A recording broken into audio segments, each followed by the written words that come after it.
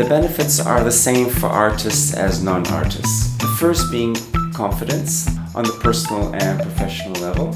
Team building. It is a wonderful way of letting go in order to be more creative and more innovative. And it also brings people together. So it has many reasons that are positive and that make people ready to attack any project that they have in their lives. Muy interesante el trabajo de Massimo con Buffon, impresionante tenerlo acá en Chile, un privilegio. Feliz y agradecido de Máximo. Mi familia lo agradece, mis hijos lo agradecen, yo creo que también mis clientes lo van a agradecer. Los dejo súper invitados, recomendadísimos si lo quieren pasar bien, si quieren evolucionar, si se quieren conectar, tienen que venir.